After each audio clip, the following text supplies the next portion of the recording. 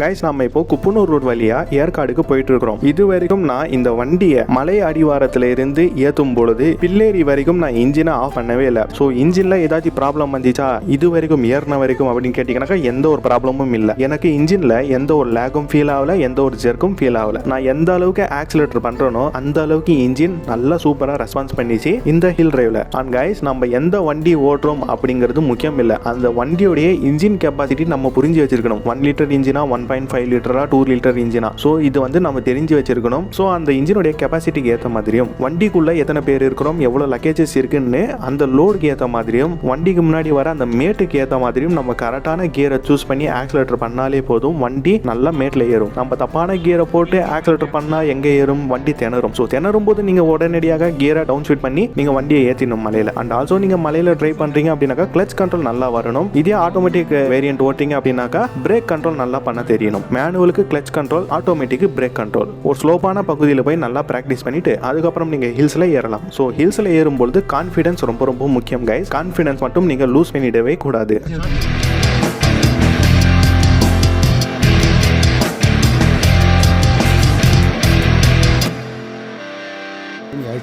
அந்த பக்கம் இருக்கிறது பகடா பாயிண்ட், நல்லா இருக்கிறது பகடா பாயிண்ட். போய் இந்த வியூ பாருங்க.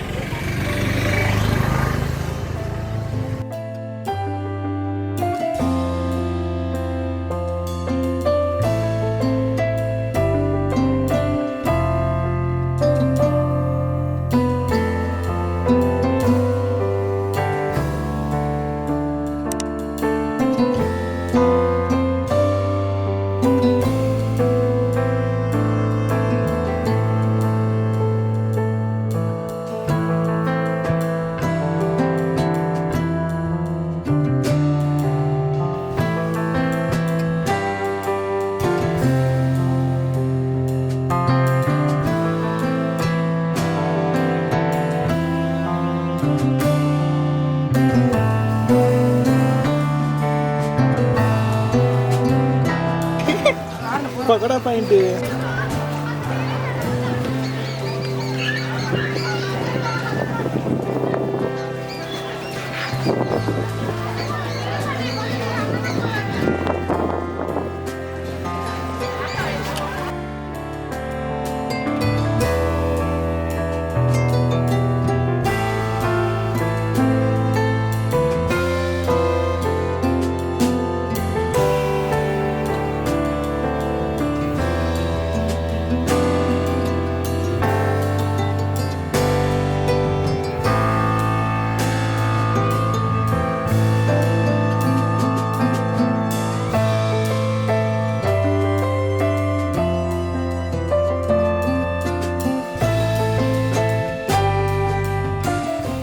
அண்ட் இப்போ இந்த பள்ளத்தாக்கு வியூல இருந்து பாருங்க, அங்க ஒரு ரோடு போகுது பாருங்க. அந்த ரோடு நல்லா தெரியுது நம்மளுக்கு. அது என்ன ரோடுன்னு தெரியல, நம்ம வந்த ரோடா இல்ல வேற ஏதாச்சும் ஊருக்கு போற ரோடான்னு தெரியல. ஆனா இந்த இயற்கையை பார்க்க ரொம்பவும் ஆச்சரியமாகவும் அழகாகவும் இருக்கு.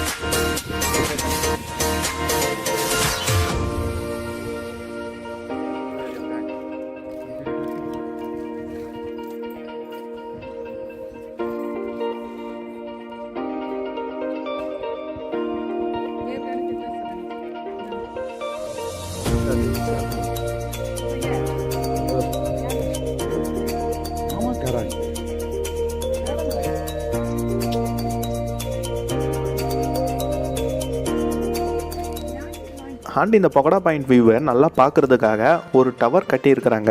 இப்போ நம்ம அந்த டவருக்கு மேலே தான் ஏற போகிறோம். இங்கே ஃபேமிலியோட உட்காந்து பேசுறதுக்கும் டைம் ஸ்பெண்ட் பண்ணுறதுக்கும் நிறைய இடம் இருக்குது. அண்ட் ஆல்சோ காற்றும் நல்லா சில்லுன்னு அடிச்சிட்டு இருக்கு.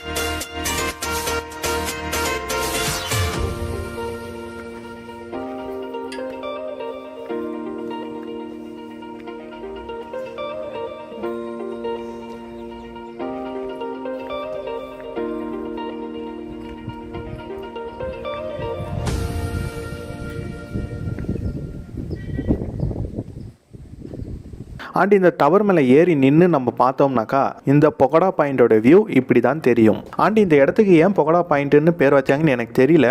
உங்களுக்கு ஏதாவது தெரிஞ்சிருந்தால் நீங்கள் கமெண்ட் பாக்ஸில் சொல்லுங்கள், நானும் அதை தெரிஞ்சுக்கிறேன்.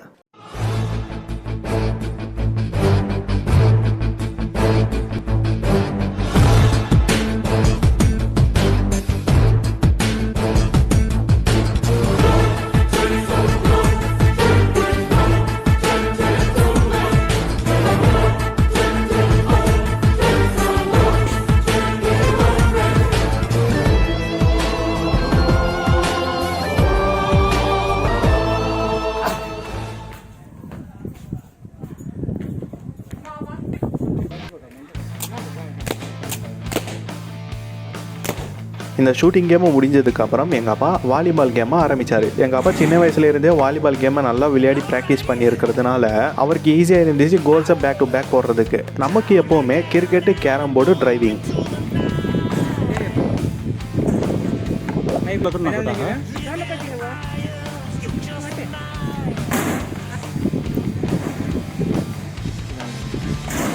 பட் முதல்ல விட அம்பு டார்கெட்டுக்கு போகாமல் டேரெக்டாக கீழே போயிடுச்சு தரைக்கு.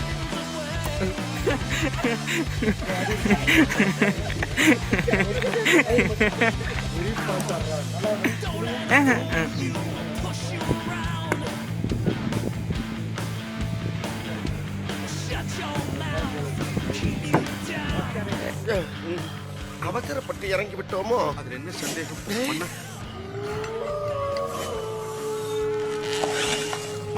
என்ன அம்பு உங்கள் குரல் வலையை நோக்கி மன்னா, ஆரம்பமே சரியில்லை. காற்றோடு காற்றாய் கலந்து விடலாம், வாருங்கள். ஏன் பீதியை கிளப்புகிறாய்? நம் பின்னால் தான் இவ்வளவு படையும் இருக்கிறதல்லவா?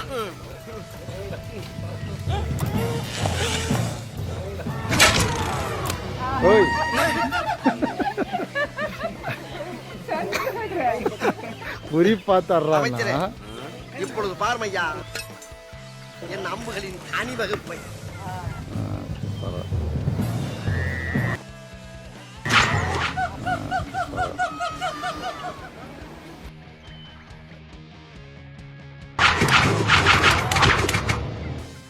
ஸோ கைஸ், இப்போ நம்ம பகோடா வியூ பாயிண்ட்ல இருந்து வெளியே வந்தாச்சு. அந்த பகோடா பாயிண்ட் அப்படிங்கிற அந்த பேர் எதுக்கு கொடுத்துருக்குறாங்கன்னு எனக்கு தெரியல. உங்களுக்கு தெரிஞ்சிருந்தால் கமெண்ட் பாக்ஸில் சொல்லுங்க. நான் ஏற்கனவே சொன்ன மாதிரி தான் அது நானும் தெரிஞ்சுக்கிறேன், தெரியாதவங்களும் தெரிஞ்சுப்பாங்க. அண்ட் பகோடா வியூ பாயிண்ட்டை பார்த்துட்டு போகிற வழியில் பீக்கு பார்க் அண்ட் ஸ்கை பார்க் வந்துச்சு. ஆனால் நாங்கள் அந்த பார்க்குக்கெல்லாம் போகாமல் டேரெக்டாக போட்டிங் பிளேஸ்க்கு பக்கத்தில் இருக்கிற மான் பூங்காக்கு வந்துட்டோம். நாங்கள் மான் பூங்காக்கு போன நேரத்தில் மழை வர மாதிரி இருந்தது. ஸோ அந்த வெதரோட அந்த பூங்கா பார்க்க ரொம்ப அழகாக இருந்துச்சு.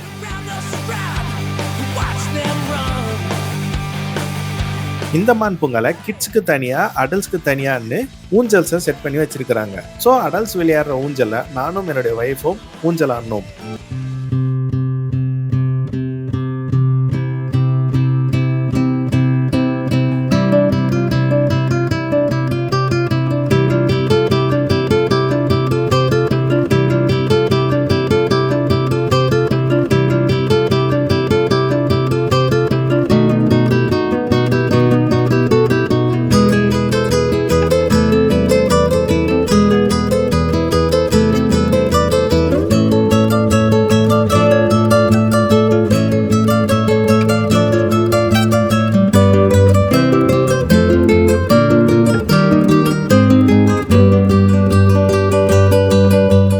மான் பூங்காவை சுத்தி பார்த்து முடிச்சுட்டு நம்ம வண்டி எடுத்துக்கிட்டு டைரக்டா லேடிஸ் சீட்டுக்கு போயிட்டோம். லேடிஸ் சீட்னாக்கா வேற ஒண்ணும் இல்ல, பகோடா வியூ பாயிண்ட் மாதிரி அதுவும் ஒரு view point. So ladies view point, gents view point இருக்கு. Ladies seat, gents seat. நம்ம லேடிஸ் சீட்டுக்கு வந்துட்டோம். இங்க இருந்து பார்த்தா மொத்த சேலத்தையும் நம்மளால பார்க்க முடியும். அது போக ஏற்காடுடைய ஃப்ரண்ட் ரோட்டை நம்மளால பார்க்க முடியும். பேக் சைடு ரோடுனாக்கா குப்பனூர் ரோடு, ஃப்ரண்ட் ரோடுனாக்கா சேலம் வழியா நம்ம ஏற்காடுல மேல ஏறுற ரோடு. ஆனா இந்த இடத்துல நீங்க கையில ஏதாச்சும் சாப்பிட்ற பொருள் வச்சிருக்கீங்க அப்படின்னாக்கா குரங்குங்க உங்களை சும்மா விடாது, பின்னாடியே துரத்திட்டு வந்து அது கையில இருந்து பிடிங்கிக்கும். அண்ட் லேடிஸ் சீட் பார்த்து முடிச்ச உடனே நாங்க ஜென்ஸ் சீட்டுக்கு போல. சோ அப்படியே நம்ம டைரக்டா ஆப்போசிட்ல இருந்த லேடிஸ் சீட்டுக்கு நேர் எதிரா ஆப்போசிட்ல இருந்த ரோஸ் கார்டனுக்கு போயிட்டோம். அண்ட் இந்த ரோஸ் கார்டன்ல எக்கச்சக்கமான ரோஜா பூக்கள் மலர்ந்து இருந்தது. சோ பாக்குறதுக்கே ரொம்ப அருமையா இருந்துச்சு. ஆனா இந்த இடத்துல என்னுடைய தம்பி அண்ட் அப்பா வர முடியல, ஏன்னாக்கா அவங்க டயர்ட் ஆயிட்டாங்க. சோ அதனால கார்ல இருந்துட்டாங்க. நான், வைஃப், அம்மா, குழந்தை. சோ நாங்க மட்டும் இந்த ரோஸ் கார்டனுக்குள்ள வந்தோம். அண்ட் இந்த வீடியோல நம்ம ரிவ்யூ ரிவ்யூ பார்க்காம எதுக்கு என்டர்டைன்மெண்ட் ஓரியன்டா பார்த்துட்டு இருக்கிறோம் அப்படின்னு நீங்க கேட்டீங்கன்னாக்கா, ரிவ்யூ பார்த்துக்கலாம், பிரச்சனை கிடையாது. நம்ம அப்பில்ல எப்படி காரை ஏத்திட்டு வந்தோம், கார் எவ்வளவு மைலேஜ் கொடுத்தது அப்படிலாம் நம்ம ஏற்கனவே போட்ட வீடியோஸ்ல பார்த்துட்டோம். இப்போ நாம டவுன் ஹில் இறங்குறதுக்கு முன்னாடி இன்ஜின் பிரேக்கிங்கை யூஸ் பண்ணி எப்படி மலையில இருந்து காரை சேஃபா கீழே இறக்குறது அந்த வீடியோவை பார்க்கறதுக்கு முன்னாடி ஒரு என்டர்டைன்மெண்ட் வீடியோ பார்த்துடலாம் சொல்லி தான் இந்த பாட்டை நான் உங்களுக்கு போட்டுட்டு இருக்கேன். ஸோ கண்டிப்பா இந்த பாட்டு உங்களுக்கு பிடிக்கும்னு நான் நம்புறேன். ஸோ இந்த வீடியோ பார்த்து நீங்க என்ஜாய் பண்ணியிருப்பீங்கன்னு நான் நம்புறேன். சரி, ஓகே, ஒரு வீடியோவை கண்டினியூஸா பாருங்க. பேக்ரவுண்ட் மியூசிக் நான் போடுறேன்.